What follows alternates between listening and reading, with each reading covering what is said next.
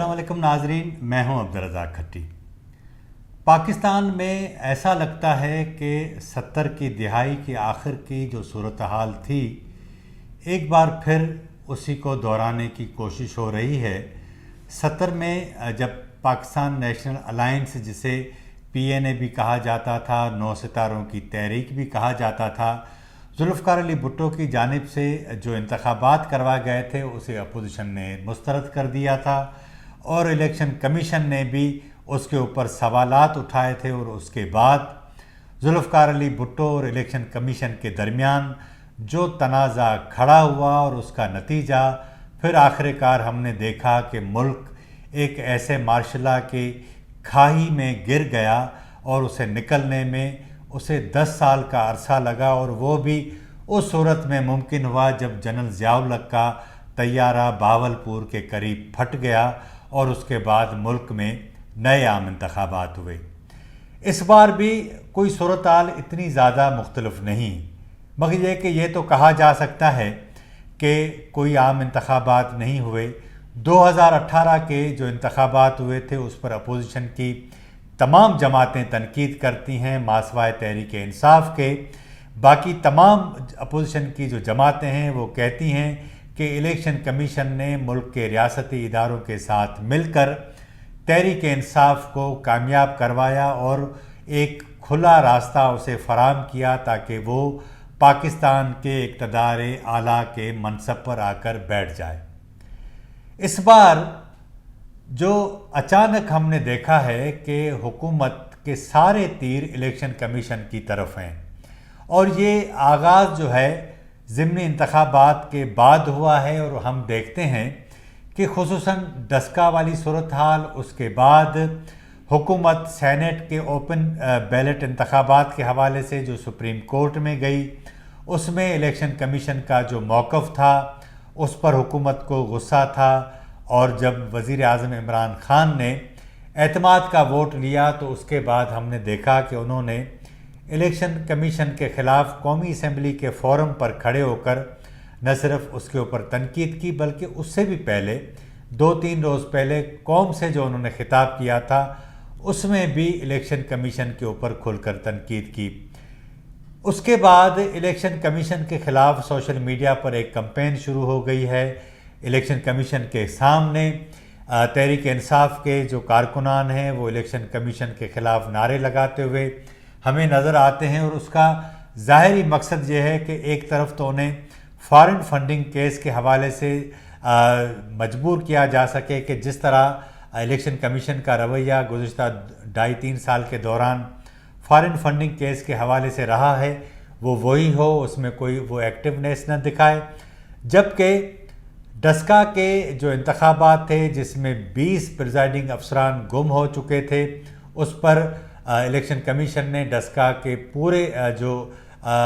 NA 75 के जो इंतखाबात थे वो कालादम करार दे दिए और नए इंतखाबात कराने का फ़ैसला दिया। और आज वज़ीर तालीम शफ़कत महमूद ने एक प्रेस कॉन्फ्रेंस में न सिर्फ इलेक्शन कमीशन पर इल्ज़ामात लगाए बल्कि वाज़े तौर पर यह मुतालबा भी किया है कि चीफ़ इलेक्शन कमिश्नर और चारों सूबाई अरकान अपने ओहदों से मुस्ताफ़ी हो जाएं। इस तरह के मुतालबात अपोजिशन की जमातें करती थी, लेकिन जब हुकूमत ख़ुद इस तरह के मुतालबात करने शुरू हो जाए तो फिर वही बात आती है जिस तरह मैंने आपको अभी बताया कि 77 के जो हालात थे उसमें हमने देखा था कि इलेक्शन कमीशन और उस वक्त के वज़ीर आज़म जुल्फ़िकार अली भुट्टो के दरमियान जो तनाज़ा पैदा हुआ, जो क्लेश पैदा हुआ और उसके नतीजे में फिर हमने देखा कि पाकिस्तान के ऊपर एक स्याह आमरत का दौर आया। मुल्क के वज़ीर आज़म को गिरफ़्तार कर लिया गया, उनकी मुंतखब हुकूमत ख़त्म कर दी गई और फिर आखिरकार 77 में 5 जुलाई को जब जुल्फ़िकार अली भुट्टो की हुकूमत ख़त्म कर दी गई तो 4 अप्रैल 1979 को जुल्फ़िकार अली भुट्टो को जो है वो एक मुतनाज़ा फ़ैसले के ज़रिए सुप्रीम कोर्ट की मार्फत उन्हें फांसी के फंदे तक ले जाया गया। और उसे आज भी पाकिस्तान में तमाम सियासी जमातें, तमाम सिविल सोसाइटी के लोग, मुल्क के तमाम दानिश्वर उसे एक सियासी अदालती कत्ल करार देते हैं। یہی سبب ہے کہ پاکستان نے جنرل ضیاء الحق کے دور میں جو زخم کھائے، اس کی بنیادوں میں جو مذہب پرستی، جو تفرقہ پرستی، جو دیگر برائیوں کا بارود بھرا گیا تھا، پاکستان آج تک اس سے نہیں نکل سکا۔ ایک بار پھر ہم یہ دیکھ رہے ہیں کہ پاکستان کی موجودہ حکومت ایک بار پھر الیکشن کمیشن کے سامنے کھڑی ہے۔ حالانکہ ہوتا یہ ہے کہ حکومتوں کا کام یہ ہوتا ہے کہ وہ درمیان کا راستہ نکال کر نہ صرف اپنے لیے مسائل پیدا نہیں کرتی، بلکہ کوشش کرتی ہیں کہ ایسی صورتحال ہو تاکہ وہ کام کر سکے۔ لیکن گزشتہ 2.5 سالوں کے دوران ہم نے دیکھا ہے کہ موجودہ حکومت نے اپنے لیے خود مسائل کریٹ کیے ہیں، اور اس کا سبب یہ ہے کہ شاید ان کی اہلیت اتنی سوالیہ بنی ہوئی ہے کہ ان سے کوئی کام نہیں ہوتا، اور اس کے نتیجے میں وہ صرف الزام در الزام کی سیاست کر کے لوگوں کو انگیج رکھنا چاہتے ہیں۔ ان 2.5 سالوں کے دوران ہم نے دیکھا ہے کہ پاکستان کی جو جی ڈی پی گروتھ ہے وہ بالکل منفی چلی گئی ہے، لوگوں کی قوت خرید ختم ہو گئی ہے، لوگوں کی انکم کم ہو گئی ہے، اخراجات بڑھ گئے ہیں۔ کھانے پینے کی جو اشیاء ہیں وہ آپ اگر عام آدمی سے سڑک پر جا کر پوچھیں تو وہ آپ کو بتائے گا کہ اس کے زندگی کے جو روز ہیں، جو دن ہیں، وہ کس طرح گزرتے ہیں۔ ان کے بچوں کے لیے وہ اگر خواہش بھی کرتا ہے کوئی اچھی چیز لے جانے کی، لیکن اس کے بس میں یہ نہیں، اس کی جیب اسے اس بات کی اجازت ہی نہیں دیتی کہ وہ اپنی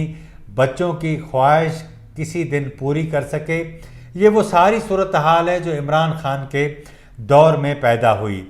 اور ہم دیکھتے ہیں کہ دنیا بھر میں حکومتیں لوگوں کو مچھلی کھلانے کے بجائے، ماؤ زے تونگ کا ایک معروف مشہور قول ہے کہ لوگوں کو مچھلی کھلانے کے بجائے لوگوں کو اس قابل کریں کہ وہ خود مچھلی پکڑیں اور خود پکا کر کھائیں۔ لیکن یہ وہ واحد حکومت ہے جس نے جو سیلانی ٹرسٹ والا کام ہے لوگوں کو کھانے پلانے کا، وہی اپنے ہاتھ میں لے لیا۔ حالانکہ اس سے چاہیے یہ تھا کہ وہ ایسے حالات پیدا کرتی کہ لوگوں کو ان کی گاڑیوں کے سامنے روزانہ قطار میں نہ کھڑا ہونا پڑے، اور جس طرح لوگوں کی عزت نفس مجروح ہوتی ہے، آپ کو اندازہ نہیں کہ جب آپ کسی کے سامنے ہاتھ پھیلاتے ہیں تو اس کی تکلیف کیا ہوتی ہے۔ لیکن کیونکہ عمران خان نے ریاست مدینہ کے نام پر جتنا نقصان ریاست مدینہ کے تصور کو دیا ہے، اس کا اندازہ عمران خان کی حکومت جانے کے بعد آپ کو ہوگا۔ لیکن کیونکہ پاکستان میں ایک بڑے عرصے سے یہ کوشش ہوتی رہی کہ لوگوں کو اس طرح کا نصاب پڑھایا جائے، یک طرفہ نصاب پڑھایا جائے، لوگوں کے ذہنوں کی جو چاروں طرف کھڑکیاں ہیں ان کو بند کر کے ایک ہی کھڑکی کھول دی جائے، ایک ہی جو ہے وہ رنگ کی انہیں اینک پہنا دی جائے تاکہ لوگوں کو اندازہ ہو، لوگ ایک ہی طریقے سے چیزوں کو دیکھیں۔ یہی سبب ہے کہ آج اس ملک کے اندر ایک بڑی نوجوانوں کی تعداد یہ سمجھتی ہے کہ پاکستان میں عمران خان تو ایک مسیحا ہے، لیکن جو چور اور ڈاکو ہیں وہ انہیں آگے بڑھنے نہیں دیتے، ان کی راہ میں بڑی رکاوٹ ہیں۔ یہ تو وہ باتیں تھیں جو میں نے آپ سے کی، لیکن جہاں الیکشن کمیشن کی طرف آج حکومت نے انگلیاں اٹھائیں، ان کے استعفے کا مطالبہ کیا ہے، تو کل پی ڈی ایم کا سربراہی اجلاس ہونے جا رہا ہے۔ یہ سربراہی اجلاس انتہائی اہمیت کا حامل ہوگا۔ اس سربراہی اجلاس کے اندر کل قومی اسمبلی اور صوبائی اسمبلیوں سے استعفوں کے حوالے سے ایک بار پھر بات ہوگی۔ یہاں یہ امر دلچسپی کا باعث ہے کہ ایک طرف مریم نواز کی خواہش ہے کہ قومی اسمبلی سے اب جتنا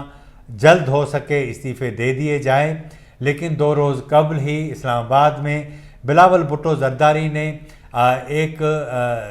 ڈنر کا اہتمام کیا تھا، اور اس ڈنر میں انہوں نے کہا تھا کہ اگر استعفوں کے بجائے پارلیمنٹ کے اندر اس حکومت کے خلاف جنگ لڑی جائے تو یہ زیادہ بہتر ہوگا، اور یہی سبب ہے کہ نون لیگ جے یو آئی ایک طرف ہیں، پیپلز پارٹی دوسری طرف ہیں۔ لیکن اس ساری صورتحال کے باوجود ہم دیکھتے ہیں کہ پی ڈی ایم کی تمام جماعتیں ایک نقطے پر کٹھی ہیں کہ اس حکومت کو گھر بھیجنا چاہیے۔ لیکن وہ گھر کب جائے گی، پی ڈی ایم اس حوالے سے کیا کرے گی؟ کل کا اجلاس اس حوالے سے بھی اہم ہوگا کہ استعفوں کا فیصلہ کب کرنا ہے، کیسے کرنا ہے، جبکہ رواں ماہ لانگ مارچ کا بھی فیصلہ پی ڈی ایم کو کرنا ہے۔ تو یہ بڑی ڈیسائسو لمحے ہیں، بہت ہی فیصلہ کن گھڑیاں ہیں، اس میں دیکھتے ہیں کہ کیا ہوگا۔ لیکن حکومت نے جو آج رویہ اختیار کیا ہے وہ پاکستان کو آنے والے دنوں میں کسی بھی بڑی کھائی کی طرف دھکیل سکتا ہے۔ اگر حکومت نے اپنے رویوں پر نظر ثانی نہ کی تو ممکن ہے کہ پاکستان کا جو جیسا تیسا جو بھی ہے، جو نظام ہے ڈیموکریسی کا، وہ ممکن ہے کہ بچ نہ سکے، یا اس کے مستقبل پر سوالیہ جو نشان ہیں وہ اٹھ گئے ہیں۔ آج کے پروگرام میں اتنا ہی۔ اگر آپ کو ہمارا پروگرام اچھا لگا ہو تو ہمارے چینل کو ضرور سبسکرائب کریں، لائک کریں، شیئر کریں اور اپنی رائے کا اظہار ضرور کریں تاکہ آنے والے دنوں میں ہم اپنے اس پروگرام کو مزید بہتر بنا سکیں۔ مجھے اجازت دیجیے، اللہ حافظ۔